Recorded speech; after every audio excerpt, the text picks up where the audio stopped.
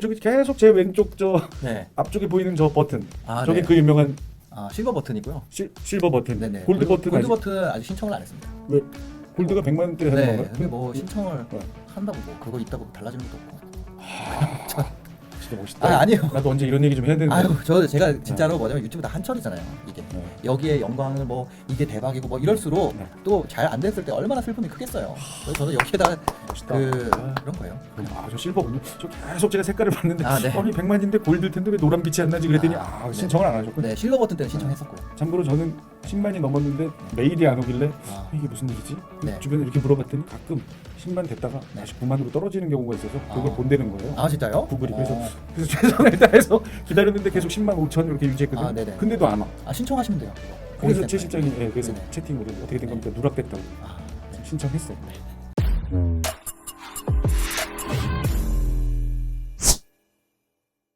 그럼 이제 부동산입니다. 네. 부동산은 이제 뭐 아시겠지만 저도 공인중개사 1차 시험 합격자로서 네. 상당히 관심이 많습니다. 정책이 너무 많이 변하니까요. 네. 근데 그게 두 가지가 있는 것 같아요. 이제 상업용이랑 주거용이 있는데 예. 상업용에서도 두 가지가 있죠. 이제 시세 차익이냐, 월 현금 흐름이냐 이쪽 두 가지가 있고. 그러니까 말씀하신 건 이제 시세 차익이라는 건 상업용 건물을 사서 팔아서 네. 나중에 팔아서 그 네. 차익을 버는 거 그리고 네. 중간에 영업용은 이제 임대 수입을 말씀하시는 맞아요, 거죠. 맞아요. 이 두 가지가 전략이 서로 다르더라고요. 내가 시세 차익을 노린다면 A급지, 1급지로 들어가야 돼요. 뭐 강북이라 그러면 뭐 한남동 뭐 이런데 상권 아직 남아 있는 데 있잖아요. 홍대, 강남은 뭐 강남. 비싸도 A급으로 가야 돼. 네네네. 시세 차익을 노린다. 그냥 주거지 근처에 있는 근린 상가라도 한 3년에서 5년 이상 돼서 상권이 무르익은 곳에 공실 없는 곳 그런 거를 네이버 이런 거 있잖아요. 그런 걸로 간판 같은 거 역사별로 볼 수 있거든요. 과거의 그 로드뷰를.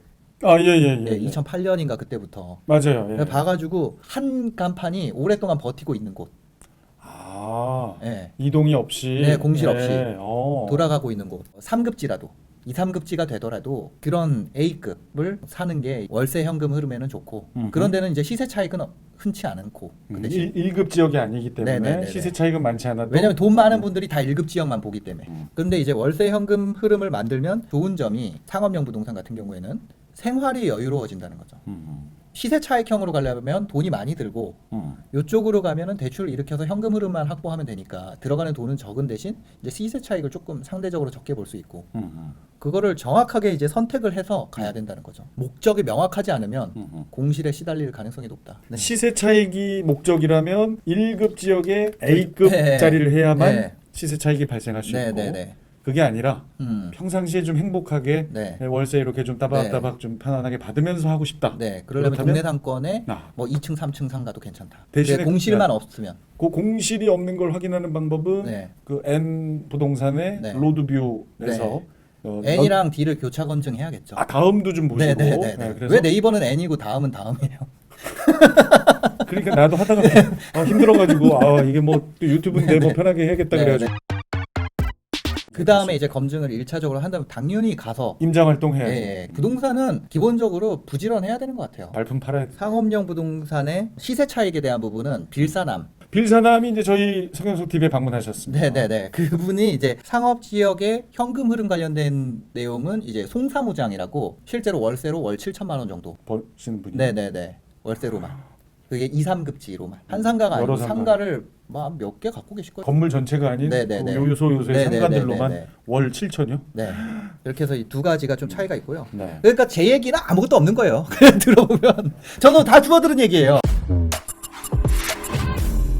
이 주거형이 굉장히 제가 얘기하기가 애매한 부분이 있네요. 아니 그래서 저는 주거형 관련해서는 꼭 네. 투자보다는 네. 부동산 정책이 시시각각 변화하는 현재 환경에서 집 네. 사는 게 맞냐? 네. 그리고 만약 산다면 뭘 사는 게 맞냐? 자기 마음이죠. 솔직히 내가 전세가가 오르던 내리던 커버할 수 있고 그런 부분이 있다면 저는 안 사도 된다고 생각해요. 그리고 내가 청약 가점이라고 하죠. 그게 50점 이상이다.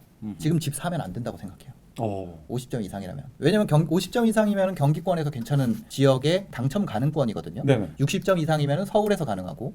근데 그 상태에서 주거형 건축물을 하나 잘못 사게 되면 그게 날아가잖아요. 그거 좀 아껴둘 필요가 있다. 네. 그래서 그런 의미에서 주거형에 대한 부분은 굉장히 민감한 상황이에요. 우리가 상가를 사는 이유는 거의 다 똑같거든요. 근데 집을 사는 이유는 사람마다 각양각색이에요. 이거에 대해서 어떤 범용적 전략을 딱 낸다. 쉽지 않네요. 굉장히 어려운 부분이 있습니다. 그러니까 현 정책 하에서는 사실 실거주를 목적으로 주택을 구입하지 않는 한 너무나 많은 규제와 불이익을 당할 수 있잖아요. 네, 그렇죠? 그렇죠. 주택을 가지고 투자하는 세상은 아니죠 지금은.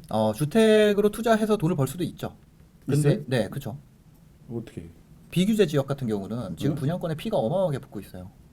아, 또 그래요? 네, 그러니까 자산에 대해서 주식은 안 돼. 아니면 뭐 부동산은 안 돼. 그런 태도가 있을 수 있거든요. 근데 자산에 대해서 정서적 가치를 두지 않는 것. 이게 재테크할 때 되게 필요한 것 같아요.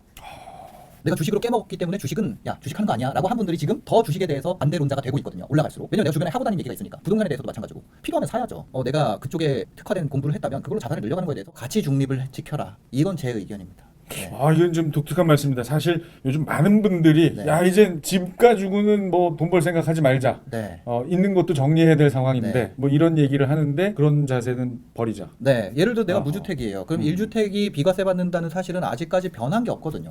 그럼 내가 1주택 명의를 어디다 쓸 거냐? 내가 1주택 어디에 세도록 살면서 1주택 명의를 다르게 쓸 수 있잖아요. 물론 도정지역인 경우에는 2년 거주 기간을 지켜야 되지만 그럼 다시 2년 거주를 추후에 할 수도 있는 거고. 그 1주택이라는 명의가 희귀해진 세상에 1주택이라는 거를 어디다 쓸 거냐는 진짜 중요한 거예요. 부동산으로는 돈 버는 거 아니야. 이러다 보니까 뭐 실거주면 됐지 뭐 하고 그냥 써버리는 경우 있거든요. 앞으로 좀 안 좋을 수 있는 곳에 아니면 안 좋을 수 있는 자산에다 그냥 그 명의를 써버리는 경우가 생길 수 있어요. 근데 저는 주거형으로는 돈 버는 때 아니야라고 하지만 그냥 시대의 흐름일 뿐이다. 그 얘기를 드리고 싶어요. 제가 2013년에도 그런 얘기 들었었거든요. 야 요즘에 또 아파트로 돈을 번다는 소리를 해? 진짜 무슨 80년대 소리 하고 있네라는 시기가 있었어요. 지금도 그렇잖아요. 그 말을 믿고 아무데나 집을 사잖아요. 그러면 그것 때문에 후회할 날이 반드시 옵니다. 그러니까 확실히 역시 저 신사임당님이 좀 관이 있으시네. 저는 내심 역시 이번에 최근에 좀 민감한 규제들과 이런 네. 것들 때문에 이제 저도 그냥 다음으로 넘어가려고 했는데 네네. 그게 아니라 현실적인 이야기는 드려야 되니까. 예. 네. 그러니까 다 주택 안 살려고 그러니까 지금 전세가가 올라가는 것도 주택을 살 수 없으니까 그렇게 되는 거거든요. 그렇죠. 네. 틈새를 잘 들여다보고 무주택자분들은 네. 1주택을 과연 어디로 할 것이냐는 맞습니다. 정말 심혈을 기울여야 엄청 중요해진 시기예요. 그러니까.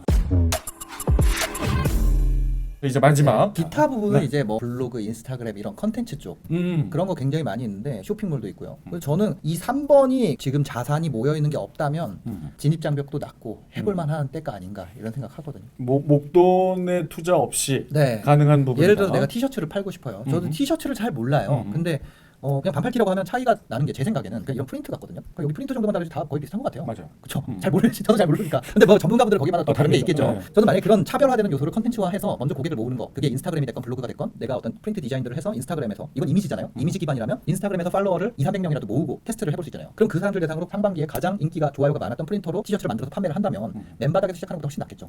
인플루언서는 네. 돈을 른다고 만들 수 있는 게 아니거든요.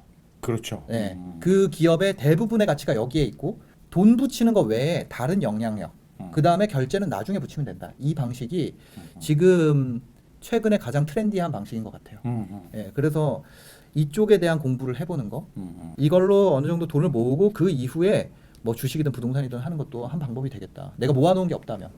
사실 유튜브 채널을 운영하는 것도 사실은 예, 그렇죠. 한 가지죠. 네네네. 인스타그램보다는 조금 더 품과 돈이 노력이 들 수는 들어가죠. 있지만 예. 하지만 큰 돈 네. 안 드는. 예. 여전히 블로그도 여전히 강력한 블로그도. 플랫폼이고 뭐 페이스북도 마찬가지고. 그렇겠죠. 예, 신사임당님도 사실은 요 신사임당 채널을 출발하실 때 맞아요. 그런 마음으로 시작하신 거 아니겠어요? 저는 지금 그 뒤에 수익 구조를 못 만든 거죠 아직. 그러니까 그걸 만들어야 돼요. 그러니까 트래픽을 모으고 그 지금 다음 단계가 계속 지금 모으고 계시는 거예요. 네, 그 다음 단계로 그걸 해야 되는데 그걸 어떻게 만들 것이냐. 그건 뭐 계속 고민 그거를 중이시고. 구독자에게 가치를 동시에 주는 방향으로 만들어야 되기 때문에 더 어려운 거죠. 그냥 아무거나 붙인다고 돈이 생기는 건 아니고 그거는 내 살 깎아먹기가 될 수 있잖아요. 그렇죠. 그래서 그렇지 않은 방향으로 서로 윈윈할 수 있는 게 뭐가 있을까 이걸 계속 고민하고 있는 거죠. 예. 그러면 신사임당 채널 출발하실 때 네. 그걸 염두에 두신 건가요?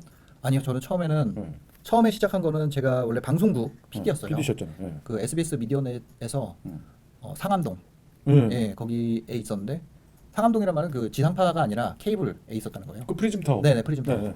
거기에 바로 저 있다가 MBC 바로 뒤에 있어요. 네네. 그저께 갔다 왔어요. 네네. 근데 네. 거기에 있다가 이제 사업을 하면서 나왔는데 네. 사업 소득이 이렇게 좀 들쑥날쑥한 거예요. 거기 있다가 나오셔서 사업을 했는데 들쭉날쭉이다. 네네네. 소득이. 잘 될 때는 잘 됐는데 안 될 때 좀 안 되고 뭐 그런 상황이었어요. 그래서 아 이게 이러다 망하면 재취업을 해야겠다. 그럼 이제 제가 경력 단절이 됐잖아요. 근데 유튜브에서 뭐 한 3만 명에서 5만 명 정도 모으면 아, 뉴미디어 PD를 했다고 한 줄 넣을 수 있을 것 같은 거예요. 아. 그래가지고 유튜브 채널을 계속 시도를 한 거죠. 아, 시작은 그런 마음으로. 네네, 맞습니다. 그랬는데 터졌어요. 네. 이렇게까지 될 줄은 몰랐죠, 저도. 처음에 그러면 어떤 것이 시청자들에게 제 채널은 제일 빨리 터진 거는 그거예요. 1,000만 원 버는 방법이라고. 그 욕도 많이 먹었어요. 그런데 뭐 말도 많았지만 네네. 많은 분들이 조회를 하기 네, 시작했고. 근데 그거를 제가 만들고 느낀 게 처음에는 그 사람들을 원망했어요. 우리가 누가 나를 싫다 그러면 그 사람한테 가서 얘기를 하잖아요. 아 왜? 뭐 이렇게 해서 그러니까 1대1 커뮤니케이션처럼 생각을 했던 거예요 처음에는. 그래서 댓글을 달면 거기다 왜 그렇게 하세요? 막 이렇게 하면서 계속 그랬어요. 근데 나중에는 알고 보니까 그냥 저를 바꾸면 되겠더라고요. 100명을 바꾸는 것보다 그냥 나 하나를 바꾸면 되겠다. 그런 생각이 들어가지고 제가 제 의견을 내지 않고 다른 사람 이야기를 듣는 방향으로 바꿔야겠다. 내가 뭐라고. 그럼 아 그럼 1,000만 원 버는 방법은 우리 임당님 개인의 의견을 네네네. 컨텐츠로 만든 네네, 거고. 그쵸. 그때 반응도 좋았지만 네. 막 항의도 욕도 많이 많아서 네, 맞아요. 그때 이제 방향을 전환했다. 네네네. 게스트들을 전문가들을 모시는 거. 네, 그런 게 이제 그 방향으로 원래 계속 컨텐츠를 혼자 말하는 걸로 했었는데 네, 바꾼 거죠 방향을. 그러면서 이제 급물살을 탄 거예요. 그러면서 그쵸. 이미 그 전에도 좀 쌓이기 그전에 시작했고. 좀 괜찮았고. 그러니까 경제를 건드리신 게 주요했네요. 그쵸? 그렇죠. 예. 하여튼 그랬었어요. 그냥 그때 그때는 사람들 많이 안 봤으니까 그냥 막말했어요. 예. 그냥 막, 아니 근데 이런 질문들을 네. 많이 받지 않으세요? 이 어떤 거요? 신사임당 채널의 이 성장 네. 계기와 네. 어떤 뭐 포인트 뭐 저는 제일 중요한 계기는 네. 그건 것 같아요. 제가 포기하지 않고 계속 한 거. 꾸준히 하는. 네. 만약에 안 했으면 중간에 멈췄으면 아무리 잘 돼도 그렇죠. 그쵸 없었겠죠. 예. 근데 요즘 거의 하루에 한 개씩 올라오잖아요. 맞습니다. 네. 그 처음부터 그랬어요? 처음에는 한 3일에 한 개? 3일에 한 개, 내가 지금 3일에 한 개인데. 아, 네네네. 근데 언제부터 하루에 한 개씩? 저 한 수익이 1,000만 원 넘어가면서부터 아. 유튜브 수익이. 많이 해서 많이 벌어야지 이런 마음으로. 그 참PD라는 분을 만났어요. 애주가 네, 애주가 참PD님이라고 있는데 그분이 117만인가 그때 저랑 엄청 차이가 났었죠. 근데 그분이 많이 조언을 해줬어요. 많이 하라고. 네, 영상 제작 제작 횟수, 그 다음에 썸네일에 대한 어떻게 해야 되는지 이런 거 얘기 많이 들었고, 그 다음에 그 전에 제가 첫 번째로 조언을 들었던 거는 그 JM이라는 분이 있었어요. JM. 네, 지금도 하고 계시고, 근데 이분한테 조언을 들어가지고 채널 방향을 좀 그 혼자 얘기하는 걸로 빠바방 하면서 했었고, 그때 이제 첫 번째 이게 올라가다가 좀 기었어요. 그때 두 번째로 좀 도움이 됐던 분이 참PD. 이분이 조언을 해주셔가지고 또 많이 올라갔죠. 네. 그 JM 참PD 두 분의 스승이 계시고. 맞아요. 유튜브 스승 두 분이죠. 아하, 네. 그렇군요. 저는 이제 대도서관, 강유미 뭐 이런 분들이 있으니까. 네네네네.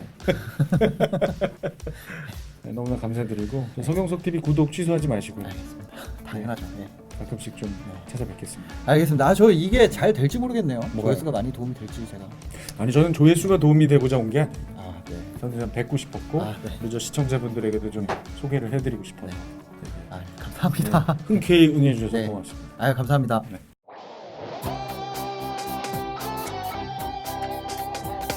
유튜브 채널은 서경석 TV.